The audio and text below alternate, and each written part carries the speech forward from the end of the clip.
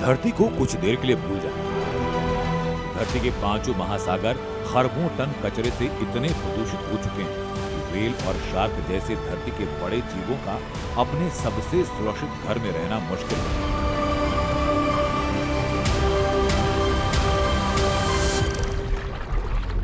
ये जीव प्रदूषण से पैदा होने वाले बार्नेकल जैसे परजीवियों से इतने परेशान कि बार बार समुद्र की सतह से ऊपर आते हैं और बार्नेकल से बचाने की मूक गुहार लगाते हैं। इस काम में आज दुनिया के कई देशों ने बचाव दल तैयार किए, जो विशेष केमिकल के छिड़काव से व्हेल के शरीर से बार्नेकल को अलग करते हैं। लेकिन ऐसा कितने व्हेल्स के साथ होगा और कहां तक? महासागरों में 5 ट्रिलियन टन कचरा, सालाना 1.2 करोड़ टन कचरा बढ़ रहा है। इन कचरों में दवाइयां हैं, ड्रग्स के अवशेष हैं, दूसरे खतरनाक केमिकल्स हैं, जो समुद्री जीव जंतुओं के पूरे इकोसिस्टम को प्रभावित कर रहे हैं।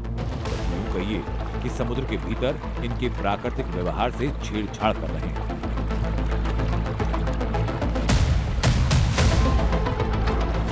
समुद्री जीव जंतुओं पर कचरे का ये प्रभाव कोई नई बात नहीं है। बरसों से वैज्ञानिक इस बात को चिता रहे हैं कि समुद्र में बढ़ता कचरा पूरे के पूरे इकोसिस्टम के लिए खतरनाक है। लेकिन इस अध्ययन में जो सबसे चौंकाने वाली बात सामने आई है वो ये कि इंसान जो कोकीन जैसा ड्रग्स लेता है, उसका अवशेष पानी में घुलकर इतना ज्यादा प्रभाव इसका रह जाता है कि वो मछलियों पर असर डाल सके।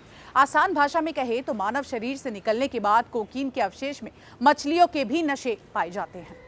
दुनिया भर की नदियों और झीलों में नशीले पदार्थों से बचे हुए केमिकल अब भी मौजूद हैं। कोकीन और उसका केमिकल पानी में मिल रहा है। इस केमिकल की मात्रा जिस नदी या झील में ज्यादा है, वहां के प्रदूषित पानी में रहने वाली छोटी मछलियों से लेकर शार्क जैसे बड़े जीव उस केमिकल को अपने शरीर में सोख रहे हैं। में वैज्ञानिकों ने 105 सैल्मन मछलियों पर एक्सपेरिमेंट किया, ये जानने के लिए कि कोकेन के अवशेष जैसे पदार्थों का असर उनके ऊपर क्या पड़ता है।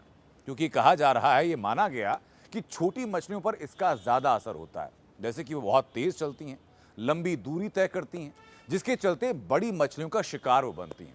तो ये एक्सपेरिमेंट ये जानने के लिए कि क्या ऐसा ही असर सैल्मन जैसी बड़ी मछली पर भी होता है। सैल्मन मछलियों को अटलांटिक फिश कहा जाता है। ये अटलांटिक के तटीय यानी कम गहराई वाले इलाकों में पाई जाती है। इनके बारे में सबसे दिलचस्प तथ्य ये कि दुनिया भर में ओमेगा 3 फैटी एसिड यानी इंसानी दिल के लिए जरूरी सप्लीमेंट का सबसे खास सोर्स होती है और इसलिए सैल्मन मछलियां पूरी दुनिया में खाई भी जाती हैं और इनके तेल से दवाइयां भी बनती हैं। अगर ये मछलियां कोकेन की वजह से प्रभावित होने लगें तो कितना बड़ा खतरा हो सकता है। स्वीडन के वैज्ञानिकों ने इसीलिए इन्हें रिसर्च के लिए चुना।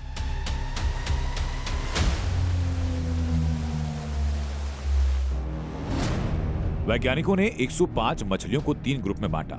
एक ग्रुप को कोकेन, दूसरे को बेंजाइलेकोगोनिन और तीसरे को कोई केमिकल नहीं दिया गया। तीनों ग्रुप की मछलियों पर छोटे ट्रैकिंग टैग लगाए गए। फिर इन्हें स्वीडन की वेटर्न झील में छोड़ दिया गया और 2 महीने तक उनकी हरकतों पर नजर रखी गई। सामान्य सैल्मन मछलियां छोड़े जाने के बाद पहले ज्यादा घूमती हैं, फिर धीरे धीरे एक जगह बस जाती हैं। लेकिन इस बार कोकेन और उसके बचे हुए केमिकल वाली मछलियां लंबे समय तक भटकती रहीं।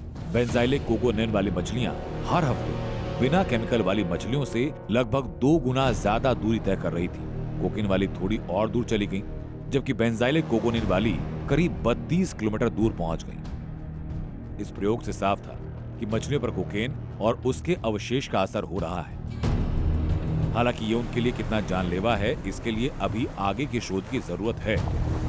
अभी ये साफ नहीं है कि ये बदलाव मछलियों के जीवन को कितना नुकसान पहुंचाएंगे।